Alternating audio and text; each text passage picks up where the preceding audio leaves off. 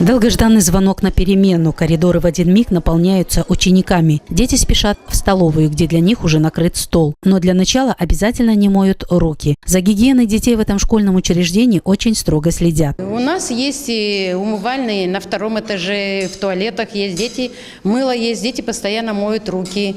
Имеют дети при себе мокрые салфетки, которые, как мы знаем, эти тоже дезинфекцию проводят, дезинфекцию рук. Смотрим, чтобы по необходимости у детей руки были чистые. Школьники радуются этому. Есть возможность подольше погулять на перемене и вкусненько поесть. Своими впечатлениями о вкусной еде с нами делятся сами дети. Мне нравится наша столовая. И здесь вкуснее, здесь вкусно кормят. Мне нравится, что готовят на столовой. Ну, конечно, кроме плаценты.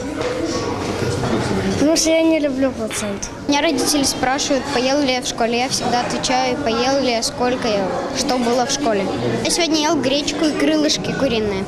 Для контроля за правильным питанием в данном учебном заведении создана специальная бракеражная комиссия. Председатель ее сообщила, что в их лицее для учащихся 1-4 классов горячие завтраки подаются 2 раза в день. Дети питаются каждый день, есть салатик разный. Когда с капустой, когда капуста с яблоками, когда свекла, когда по меню, согласно меню. Нет проблем с качеством продуктов, то, что мы слышим в республике.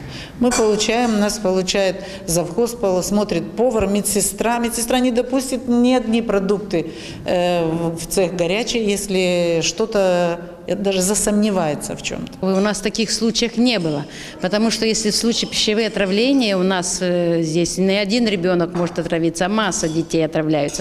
Поэтому у нас, естественно, это ЧП большое для лицея.